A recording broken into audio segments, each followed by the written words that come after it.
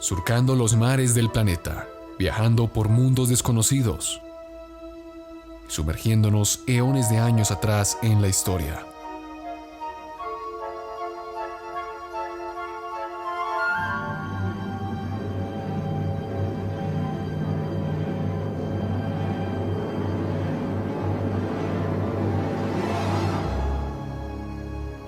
Bienvenido, estás a bordo del Nostromo.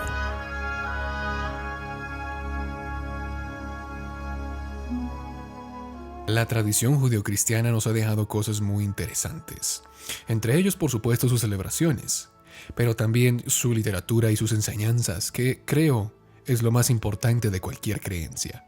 Y una de estas enseñanzas, de esta literatura que hemos encontrado, es la famosa parábola del buen samaritano, que ha sido dramatizada tantas veces por guionistas, escritores, cómicos y cuanta persona a usted se le ocurra. La hemos escuchado varias veces.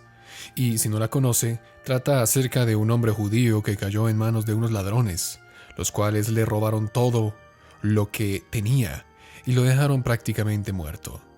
Por ese lugar pasó una persona, quien lo vio. Este hombre era un sacerdote, y el sacerdote, al verlo en su miseria, siguió de largo. Luego pasó un levita, que en la tradición judía eran sacerdotes muy importantes del templo, del tabernáculo que había instituido Dios. Tenían una posición muy importante. Sin embargo, este también vio al hombre y siguió de largo. Luego pasaría un hombre de una tribu, de un lugar que se llamaba Samaria. Yo no sé si usted sabe, pero los judíos se consideraban un pueblo especial, y cualquier persona que estuviese por fuera eran considerados gentiles o inferiores. Y el caso de los samaritanos era igual. Pero sabe una cosa, el samaritano fue el que entró y se acercó, curó sus heridas, lo vendó, lo llevó hasta la ciudad más cercana y lo dejó a cargo de uno de los cuidadores de las tabernas de aquella región. E incluso pagó por su estancia ahí. También pagó por lo que podía gastar en los tratamientos. Y esta parábola, lejos de ser una buena historia, nos enseña algo. Y es que debemos ser como el samaritano, debemos ser buenos. Y no me refiero solamente en el sentido religioso de la creencia, de lo que trata de enseñar esta parábola, sino que nosotros no somos islas que somos ajenas. No por tener una mejor posición, no por tener una mejor estatus de vida o por ser diferente a los demás nos impide de ayudar a los otros. En este momento hay muchas personas que tienen necesidad. En este momento hay muchas personas a las cuales les está lloviendo muy duro encima, a las cuales les está costando vivir. Y si tú estás en una buena posición, si tú estás bien, ¿por qué no ayudarlos? No somos islas aisladas. La gente necesita de ayudar, de la gente que ayuda, no de la gente que busca las diferencias entre nosotros. Así debemos ser. Debemos ponernos en los zapatos del otro, en el mal que está pasando. A eso estamos llamados. Y creo que, como dijo una gran mujer, el que no vive para servir, no sirve para vivir. Saludos tripulantes, bienvenidos a bordo del Nostromo. Yo soy Juan Manuel Correa, periodista y aficionado a la historia que los llevará en un viaje a través del tiempo y el espacio en búsqueda de las historias más interesantes, más curiosas y más intrigantes que la historia de la humanidad nos tiene para ofrecer. Comencemos.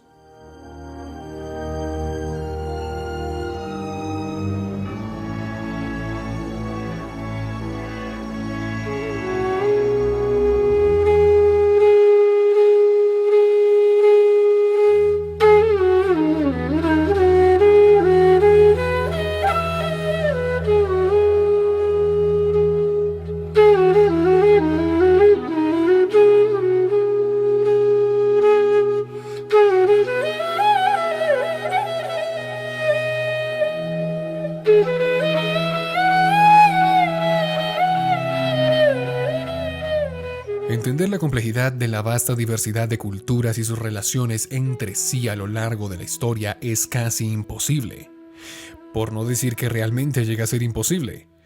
Los conflictos que llevan años a lo largo del mundo así lo atestiguan. Son regiones olvidadas por Dios y por el resto de la humanidad. lugares estratégicos que poco o nada le importan a la opinión pública y sobre todo a la occidental. A estos conflictos me gusta llamarlos las guerras que a nadie le importan, las guerras de los olvidados. Encrucijadas, combates y confrontaciones que no han pasado inadvertidas en medio de los implicados, pero que sin embargo el resto del mundo ha mirado hacia otro lado y les ha puesto el sello del rechazo. Y hoy venimos a hablar de un conflicto que lleva más de 70 años, en una región olvidada, pero que sin embargo es muy importante en la historia de aquel continente. Estoy hablando de la lejana Asia. 3 naciones involucradas, un solo lugar. Miles y miles de muertos, soldados o civiles, que se han visto inmersos en este conflicto miserable hasta el día de hoy. El Nostromo viajará al Asia, a ese complejo continente que Occidente ha intentado comprender de manera errónea, intentando hacer que encaje en su forma de comprender el mundo. La historia de hoy es una que trata sobre una guerra olvidada, ocasionada por la influencia de potencias occidentales y orientales, en una región tan compleja como el Asia misma. Cachemira, una de las zonas más militarizadas del mundo actual. La tierra donde los civiles han tenido que pagar los platos rotos de los intereses egoístas de sus potencias. Prepárate, ten listo un mapa a la mano y afina bien tu oído, pues el Nostromo viajará a uno de los sitios más complejos durante el siglo XX y el XXI, a la convulsa y preciada Cachemira.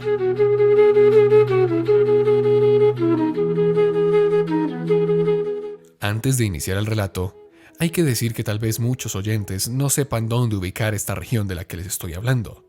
Por eso te aconsejo que tomes un mapa, si lo tienes a la mano, o búscalo por internet. Hoy en día todo está al alcance de un clic. Una vez lo tengas, nos ubicamos en la parte más occidental de la cordillera de los Himalayas. Allí, al norte del subcontinente indio en el Asia. La podemos ubicar fácilmente a Cachemira, ya que es la región donde se encuentran 3 grandes países: China, India y Pakistán. Todos ellos potencias económicas y nucleares también. Muy bien, actualmente Pakistán controla la región noroccidental, los territorios del norte, lo que se le llama Azad Cachemira. Y la India controla los sectores centrales y meridionales de la región, es decir, Jammu y Cachemira.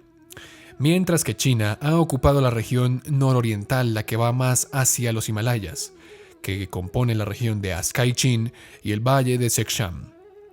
La región es muy fértil y posee uno de los valles más bajos de Asia. De igual manera, es el punto de origen de varios ríos y afluentes de la cuenca del río Indo.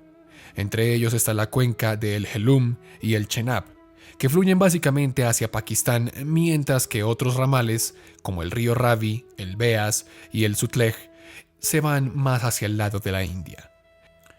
Por ser una región que atraviesa 3 naciones distintas, como ya lo vimos, su población como provincia también es muy variada. India, al ser el país que más territorio controla de la región, cuenta con el mayor número de habitantes, seguido por Pakistán y luego la China. La mayoría de sus habitantes profesan el Islam, mientras que una pequeña fracción son hinduistas y de otras religiones. Cachemira es una zona muy importante para la geopolítica de Asia, una región muy conocida por distintos factores. Hoy en día se encuentra en disputa por los 3 países mencionados anteriormente. El conflicto lleva más de 70 años, y la población civil se ha visto afectada de manera directa por el actuar de estos. Algunos limitan este conflicto a una disputa religiosa o cultural en la región, pero la realidad es mucho más compleja.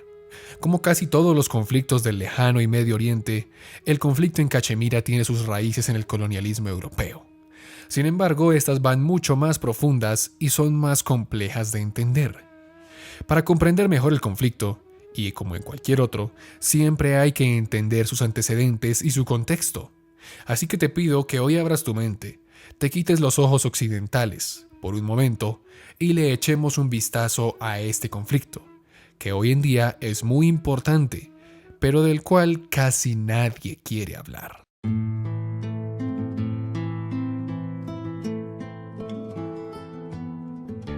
La raíz del conflicto se encuentra en el año 1947, pero vamos a remontarnos varios siglos atrás para comprender de mejor manera quiénes se asentaron aquí por primera vez y cómo se desarrolló la población hasta ese momento. El llamado Imperio Afgano, que venía desde Occidente o también conocido como el Imperio Durrani, entró y gobernó Cachemira desde 1752 hasta 1819, momento en el cual el Imperio Sikh, que eran herederos lejanos de los mogoles, la conquistaron bajo Ranjit Singh. Después de la llegada, por supuesto, de estos Sikh, entraría otro rey, el Rajá, al cual se le llamaba en esta región. Este Rajá era conocido como Jammu Gulab Singh, que era vasallo del imperio y un noble e influyente en la corte, y envió expediciones a varios reinos fronterizos y terminó rodeando el resto de Cachemira en 1840. Poco después llegarían los ingleses al subcontinente indio, y así fue como estalló la primera guerra anglo-singh de 1845 al 46. Y después de todos estos conflictos, Cachemira fue cedida en virtud del Tratado de Lahore a la Compañía de las Indias Orientales, que le transfirió a Gulab Singh a través del Tratado de Amritsar a cambio del pago de una indemnización adeudada por el propio imperio. Fue así como entonces Gulab Singh tomó el título de Maharaja de Jammu y Cachemira. Desde 1846 hasta la partición de la India en 1947, Cachemira fue gobernada por los Maharajas de la dinastía Dogra, es decir, un linaje que venía de el que ya mencionamos, que se llamaba Gulab Singh. Esto era un estado principesco bajo la supremacía británica. Y todas estas conjunciones de estados conformaron el Raj británico, como se le conoció al dominio inglés sobre el continente indio, que manejó la defensa, los asuntos exteriores y externos, y las comunicaciones para el estado principesco, y además estacionó al residente británico en Singrar para supervisar la administración interna. Según el censo de 1941 hecho por los ingleses, la población del estado de Cachemira era 77% musulmana, 20% hindú y un 3% budista o sikh. A pesar de su mayoría musulmana, el gobierno principesco era un estado abrumadoramente dominado por los hindúes. La mayoría musulmana sufrió bajo los altos impuestos de la administración y tuvo pocas oportunidades de crecimiento y avance. Y ojo, porque este modelo de principados o estados principescos se desarrolló, como ya lo dije, a lo largo de todo el Raj británico. Y la complejidad y diversidad entre estos era algo bastante abrumador. Las diferentes etnias, dinastías y religiones presentes en el Raj británico resultaban conflictivas no solo para los ingleses, sino también para el resto de la población. Pero todo esto llegaría a su fin luego de la Segunda Guerra Mundial. Como ya lo sabemos, Inglaterra, debilitada luego de la confrontación bélica, tuvo que ceder muchos de sus territorios coloniales y abandonarlos, pues ya era inviable mantenerlos, y la comunidad de naciones la estaba presionando para que así lo hiciera.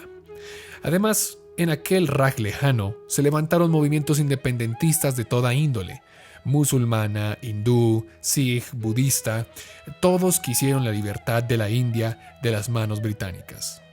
Y es aquí cuando entran en la jugada personajes como Mahatma Gandhi, que pensarían en un futuro para los habitantes indios lejos del control colonial británico. Fue el 18 de agosto de 1947, los británicos abandonarían la joya de la corona colonial. Todo fue alegría y regocijo para los habitantes del antiguo Raj. Por fin eran libres del yugo británico. Pero los retos que venían para ellos, los que vendrían más adelante, podrían ser igual de malos o peores a los que habían afrontado bajo el dominio inglés. Los dirigentes de aquella India primigenia del siglo XX se toparon con un problema entre manos, uno muy grande. Los británicos habían enmarcado dentro del Raj, dentro de su colonia, muchos años antes, como ya lo habíamos dicho, a miles de culturas distintas. Una hibridación cultural, étnica y religiosa muy grande. Y eso iba a ser un problema, ya que todos querían una porción del pastel. Por esta razón se decidió que se distribuyera la población en dos países distintos, enmarcados debido a las dos grandes religiones que había en el Raj. A Pakistán se fue todos los habitantes musulmanes, y en la India se quedarían los que profesarían el hinduismo. Se trazaron líneas divisorias y comenzó en los siguientes meses un sinnúmero de éxodos masivos de miles y millones de personas a lo largo y ancho del subcontinente. Esto provocó algunos enfrentamientos entre ambos bandos por las disputas territoriales y religiosas, en las cuales murieron miles de personas. Pero digamos que hasta ahí todo iba bien, porque se había establecido mediante la autodeterminación que cada región podía decidir si quedarse en la India o pertenecer a Pakistán. Y así fue. Los estados principescos, que hablamos anteriormente, empezaron a tomar parte de un lado u otro. Menos uno. Una región bastante problemática, por así decirlo. Y sí, estamos hablando de Cachemira. Y es aquí, mis queridos tripulantes, donde empieza la verdadera discordia.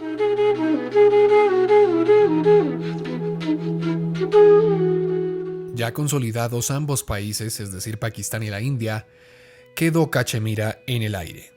Como mencioné anteriormente, la gran mayoría, por no decir casi toda la población de esta región, era musulmana.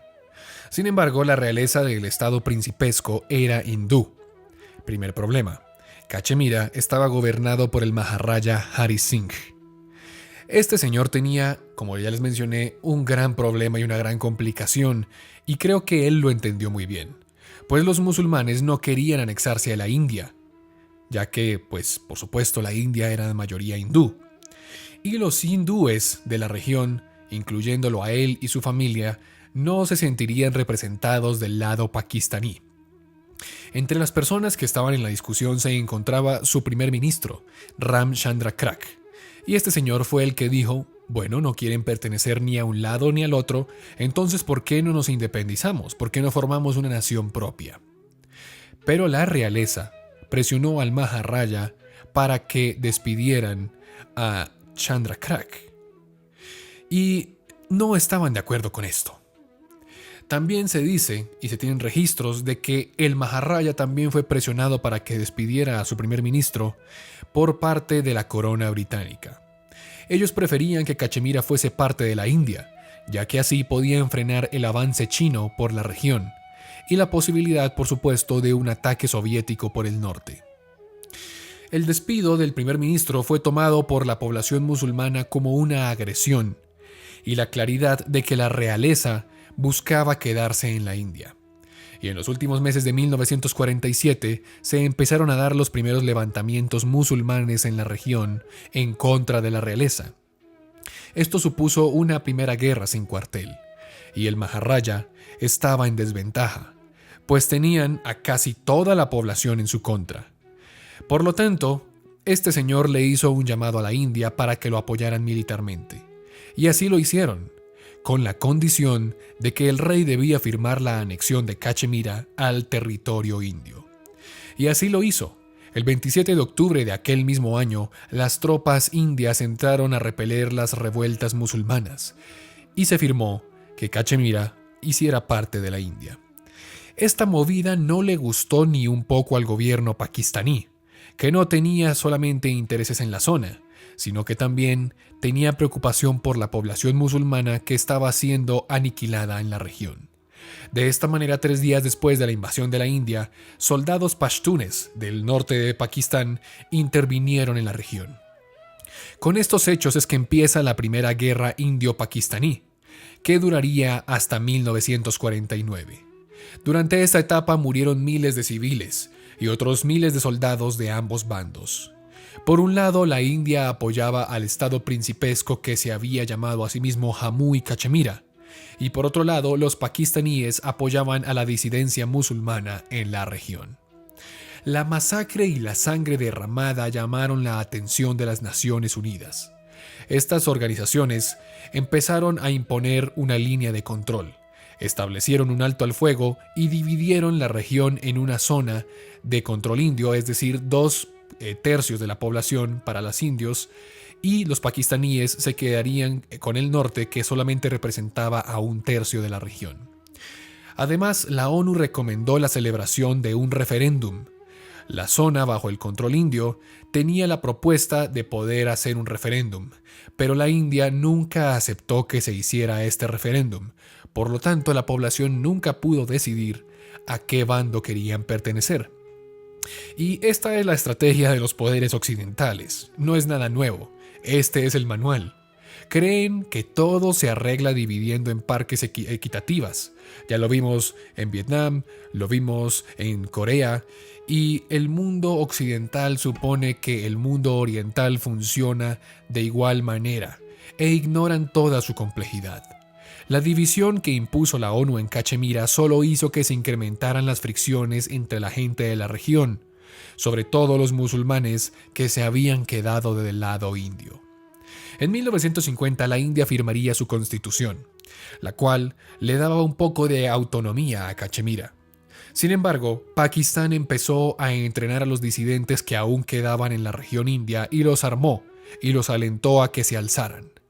Todo esto también auspiciado por gobiernos como los de Estados Unidos, que es en este momento que empieza a ver a Pakistán y a Cachemira como la opción de tener un aliado cerca del poder soviético. Y ojo a esta relación entre Estados Unidos y Pakistán, porque esta pasaría a ser como la relación tóxica del siglo XX, la cual desencadenó en problemas para la región y para el propio Estados Unidos mucho tiempo después, como lo fue la mismísima creación de Al Qaeda. Pero bueno, esta relación es harina de otro costal. Continuemos. La tensión entre ambos sectores era creciente, pero igual todo se mantuvo estático durante las siguientes 2 décadas. Sin embargo, en 1960 aparecería un tercer actor en el mapa de esta disputa. De Oriente se levantó un dragón dorado. Hablamos de la China.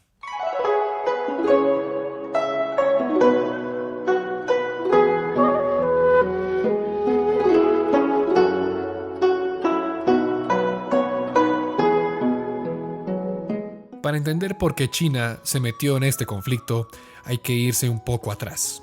Cuando los británicos hicieron y deshicieron el Raj británico, nunca se tuvo en cuenta al gigante vecino. China reclamaba que cuando los británicos hicieron la delimitación de su reino en la India, la parte india se había quedado con un área fronteriza tradicional que quedaba justo en Jammu y Cachemira, que era parte de China. Lo que China reclamaba es que las fronteras de Askai Chin y la cordillera de Karakorum eran de ellos. Estos reclamos se convirtieron en tensiones, y en 1962 la fricción se pasó a las armas, enfrentándose así en la Guerra Indochina, la cual duró un poco más de 2 meses, y que contó con las bajas de más de 10.000 soldados en ambos bandos. ¿Cuál fue el resultado? China obtendría una victoria aplastante y se quedaría con las regiones que afirmaron ser suyas.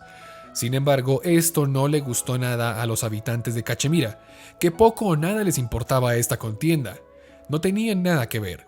Ya les habían quitado su tierra y ahora habían salido perdiendo de nuevo. Ahora, ¿se acuerdan de todos esos soldados entrenados en Pakistán que vivían en el lado indio? El caso es que esta intervención pakistaní forzó a los indios a tomar cartas en el asunto, y en 1965 se iniciaría la Segunda Guerra Indio-Pakistaní, la cual duró poco más de unos meses y se cobró la vida de miles y miles de soldados. Este hostigamiento pakistaní hizo que los soviéticos intervinieran y asimismo lo hizo el Consejo de Seguridad de las Naciones Unidas, parando toda la barbarie. Y todo se pensó que quedaría ahí. Las Naciones Unidas dieron sus recomendaciones, hicieron el alto al fuego y todo se pensó que se iba a calmar. Pero no, porque hay más. Esto sigue. Cuando el Raj se dividió, se formó Pakistán y la India. Pero el país musulmán, Pakistán, quedaría dividido en 2. Pakistán occidental, el que colindaba con Cachemira, y Pakistán oriental. Este último no estaba conforme con el gobierno central que estaba al occidente, ya que prácticamente los habían abandonado. Y en 1971 estalló un nuevo enfrentamiento entre India y Pakistán, como consecuencia del apoyo que India le estaba ofreciendo a esta Pakistán oriental que no se sentía representada como esa misma bandera, y por lo tanto terminó independizándose creando el actual Bangladesh. Durante el conflicto se provocaron varias masacres en Cachemira, que nada tenían que ver con el conflicto que se estaba viviendo en Bangladesh. Y es así como por medio del Acuerdo de Simla de 1972 se puso fin a la guerra y se dedicó el mantenimiento de la línea de control en Cachemira y la resolución bilateral del conflicto. Y hubo muchas tensiones desde 1972 hasta 1999, cuando se dio el último gran conflicto. 400 pakistaníes se infiltraron en la región de Kargil, en la zona controlada por la India, y esta respondió con ataques aéreos que obligaron a Pakistán a retirar sus tropas. Así, este conflicto acabó con un balance de 170 muertos entre los pakistaníes y tan solo 17 de los indios. Este continuo enfrentamiento ya estaba desgastando a los civiles de la zona. Estaban cansados de lo que estaba pasando entre la guerra de India y Pakistán, que ya llevaba más de 60 años. Sobre todo la India, porque los que estaban en la India, los cachemires que estaban en la India, empezaron a presenciar los atropellos del ejército indio con la población. Y estamos hablando de cosas brutales, de también crímenes en contra de la humanidad. Hablamos de violaciones masivas, secuestros, violencia religiosa contra los musulmanes y desapariciones. Este era el pan de cada día. Esto era lo que los soldados indios estaban haciendo y han hecho hasta el día de hoy en la Cachemira controlada por los indios. Además, habían otros atropellos. Por ejemplo, los musulmanes que se quedaron en el lado indio no podían votar por el gobierno. Tampoco podían ser elegidos en cargos públicos importantes. Y asimismo, también estaban privados de privilegios que la población india tenía. Además, les incrementaron los impuestos. Todos estos atropellos, sumados a la militarización india de la región, encendió una mecha. Y es aquí cuando entramos en una nueva etapa del conflicto, y es en la que nos encontramos hasta el día de hoy. El levantamiento de movimientos independentistas que ya no abogan por estar en Pakistán o en la India, sino que buscan fundar una nación propia para los habitantes de Cachemira, una nación con autodeterminación y libertad religiosa, de la cual la gran mayoría son musulmanes. Por eso se levantaron grupos insurgentes durante finales del siglo XX y inicios del siglo XXI, grupos subversivos en el lado indio como la guerrilla del ejército de Mahoma. Estos se han consolidado y se han enfrentado contra la milicia india. Por supuesto, todos estos grupos subversivos armados son apoyados por Pakistán, que, como han hecho en miles de ocasiones en otros países como Afganistán e Irak, contratan y entrenan soldados, los llamados mujahidines, que supuestamente son los que pelean en nombre del Islam. Cosa que, para mi propio parecer, me parece que es poco islámica y una tremenda tontería. Esa es la situación que se vive hasta el día de hoy. Y si no se han intensificado las tensiones últimamente entre las naciones y han disminuido los conflictos directos entre China, Pakistán e India, es por solo una razón, y creo que usted ya la conoce, y es que las tres naciones son potencias atómicas. Y por esta misma razón es que debería preocuparnos e interesarnos este conflicto. ¿Ya vas entendiendo? Estas son tres potencias que siguen luchando entre sí por el control de una región que fue construida a retazos por el colonialismo antiguo de los europeos.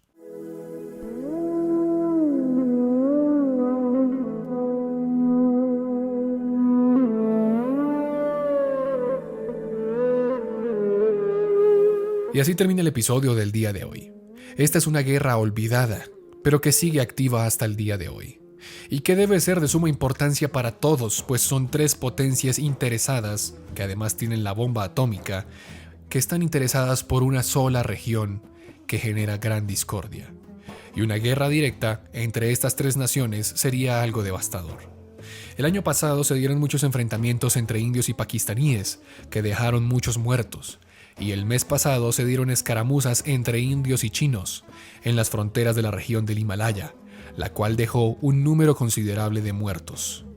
Pero más allá de todos estos conflictos políticos, los perjudicados son los habitantes, un pueblo que ha querido su autodeterminación durante 70 años, los cuales fueron juntadas a trancas por los británicos en el pasado, separados por los indios y pakistaníes e incluso por los chinos. Todas estas víctimas han estado en medio del conflicto, musulmanes, hindúes y budistas. No tienen diferenciación, todos son humanos y todos son víctimas. Esto no es un conflicto religioso. Entender un conflicto como este como algo simplemente religioso es un despropósito, porque no es esto lo que los ha dividido durante el tiempo. Desde el principio supieron que podían coexistir sin ningún problema. Ya lo llevaban haciendo cientos de años antes sin ningún enfrentamiento. Ellos solo pedían ser una nación independiente. El egoísmo de las potencias, no solo de la India, China y Pakistán, sino de todas las occidentales, hizo que este territorio esté hasta el día de hoy en gran tensión. Y estamos hablando de consecuencias de cientos de miles de muertos y desplazados. Cientos de miles de personas que poco o nada importan, porque tristemente hacen parte de una de esas desafortunadas y malditas guerras que no importan.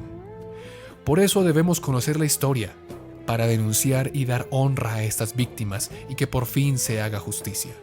Darles visibilidad y reconocer que son ellos los que realmente deberían importar y no todos los intereses de las potencias. Ellos son los que deben tener voz y voto en todo esto.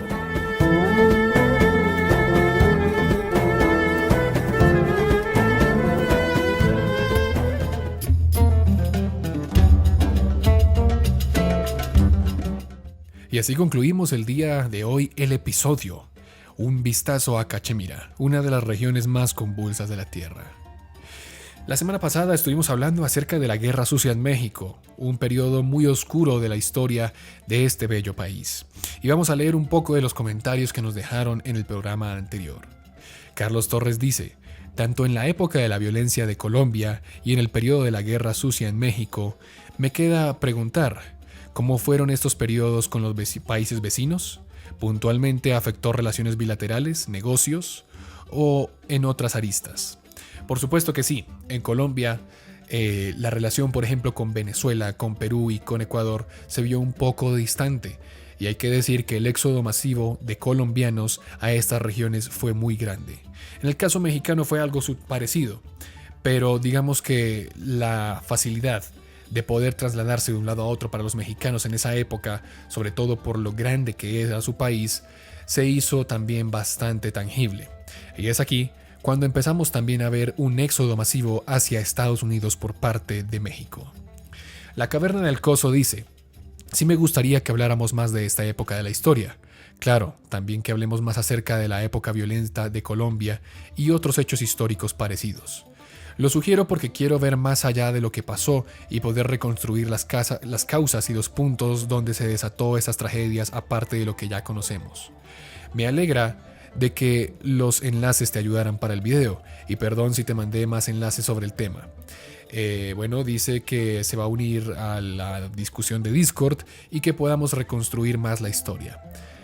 Si necesito más información del tema que le pueda ayudar, también te la mandaré, me dice la Caverna del Coso. Para los que no sepan, la Caverna del Coso fue, digamos que la principal fuente de información que utilicé para el episodio anterior, para la Guerra Sucia en México. Y me alegra mucho que podamos investigar más acerca de esta guerra sucia, ya que me pareció muy interesante. Sin embargo, como conté en el episodio anterior, es un periodo bastante extenso y bastante complicado. En un futuro podríamos hacer una serie desglosando poco a poco lo que fue esto y, como dice la Caverna del Coso, ahondando más en la historia. Jesús Martín Solrozano dice: güey, asilo videos sobre mi patria México, lástima que traten de un periodo oscuro de mi país o de cualquier país que sea oscuro, este país en el que todo se está yendo a la miseria. Bueno, pues siempre lo he dicho, lamento que pues sea un momento muy oscuro de México, pero siempre he dicho que es necesario reconocerlo para que no se olvide jamás y no se vuelva a repetir. Además que, como ya lo habíamos dicho la vez pasada, el PRI, el partido del PRI, tiene muchísimas cuentas pendientes con la historia de los mexicanos y sería bueno que las fueran solucionando de vez en cuando. Jesús Olivas dice: vaya, siendo mexicano no sabía nada de eso. Aquí en México nunca se habla. Lo único que se habla más acerca de la guerra sucia es en los libros de historia, y lo que se dice es que el gobierno luchaba contra grupos guerrilleros que estaban en contra del gobierno y sobre todo la masacre de Tlatelolco, pero aparte de eso no se decía más. Al parecer el PRI durante su gobierno, que duró casi una década, oculta más ocultó más secretos de lo que la gente de México sabe. Espero que más secretos oscuros de este maldito partido corrupto sean revelados para saber qué más se hizo durante la Guerra Fría. Por cierto, espero que hagas un video sobre la peor derrota de los Estados Unidos en la Guerra Fría y el bombardeo masivo que hicieron después de su retirada en Vietnam. Continúo diciendo, mi posición es que el PRI, el partido del PRI, tiene muchísimas cosas que explicarle a los mexicanos. Alan Daniel Villarreal dice: soy de Nuevo León, México. Estaría interesante que hables de otros eventos como las guerrillas que hubo en mi país, la muerte y el secuestro de Eugenio Garza Sada y cómo todo esto contribuyó a la descomposición actual que llevó a la violencia de ahora. En mi caso solo puedo decir que si no estabas alineado con el PRI, perdías tu puesto o te degradaban. Eso es lo que le pasó a mi papá, que tenía un puesto de alto grado en las IMSS de mi estado, y solo por querer no ser partidista y no querer participar de las huelgas o protestas para alinearse al PRI, lo degradaron. Bueno, una historia bastante interesante de lo que pasó en esa guerra sucia. Muy interesante poder construir todo eso en este momento. Antonico González nos dice: la política y sobre todo la mexicana nunca ha sido la mejor. Si bien en la actualidad no existe tanta represión o autoritarismo, la corrupción y muchas malas prácticas originarias de este periodo o anteriores siguen golpeando al país. Y lastimosamente, Antonio, no solamente a México, sino a muchas otras partes de Latinoamérica, que durante este tiempo empezaron a surgir las bases de lo que está pasando el día de hoy. El Senado, el emperador Palpatine, nos dice: ahora hay gente diciendo que el socialismo no funciona y que es de lo peor sin antes de leerse el manifiesto.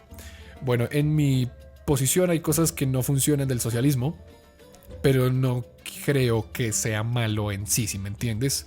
Cuando uno lee el manifiesto del socialismo o del comunismo hay cosas muy interesantes. De hecho, sin el socialismo o el comunismo hoy no tendríamos muchas cosas de los derechos humanos y de los derechos laborales. Sin embargo, hay una cosa que no comparto con la visión, por ejemplo, de Marx, y es que la única forma de tomarse el poder según el manifiesto comunista es tomándoselo por las vías de la violencia. Y lo digo porque es exactamente lo que dice el manifiesto. Sin embargo, como toda teoría política, como todo manifiesto político, como dice un gran libro antes, o mejor dicho, muy antiguo, dice: toma lo bueno y desecha lo malo. Y yo pienso que lo que debemos hacer es tomar lo bueno de cada una de las teorías políticas y desechar lo malo, desechar lo que no funciona. Y así poder construir una mejor sociedad, más equitativa para todos y donde todos puedan competir de la misma forma. Y así llegamos al episodio del día de hoy. Al final, también quisiera leer un comentario que me pareció bastante interesante. No lo suelo hacer en estos espacios, pero es acerca de la psicosis de Wendigo de Historia del Abismo. Andrés Mendoza dice: excelente video, deberías hacer uno hablando sobre La Llorona y las damas de blanco en general. Todos hablan de eso, pero nadie habla de las hipótesis y las explicaciones científicas como lo haces tú. Un saludo. Exactamente. Historia del Abismo no pretende ser un espacio simplemente para divulgar misterio. Para divulgar misterio podemos encontrar otros youtubers como Dross o como, yo qué sé, el Mundo Creepy, que no me malinterpreten, son buenos haciendo lo que hacen. Pero pienso que más allá de divulgar el misterio, no lo explican y no son imparciales en el punto de vista en el cual se están moviendo. Entonces esto, más que divulgación de misterio, pretende ser periodismo de misterio. Yo presento, por supuesto, los hechos, las informaciones de ambas partes y ustedes deciden qué hay detrás de esto y qué no. Ya para terminar, les recomiendo que se suscriban a nuestro canal de Discord. En el servidor de Discord hay muchas personas que ya están ingresadas y estamos hablando acerca de historia y, por supuesto, de futuras cosas que queremos hacer para el canal. Por favor, si no tienes Discord, créate una cuenta, no te demoras mucho y entra en la conversación que está haciendo historia. Abajo en el link vas a encontrar un link para la descripción, un link en la descripción para unirte al canal de Discord. También síguenos en nuestras redes sociales. En Instagram aparecemos como @nostromocast y en Facebook como A Bordo del Nostromo. También estén pendientes porque este domingo tendremos Café Nostromo y vamos a tener un café muy importante y muy interesante, un poco diferente. Así que los invito a que puedan participar el domingo en las horas de la tarde. Por el momento yo me despido. y nos vemos la próxima oportunidad, aquí, a bordo del Nostromo.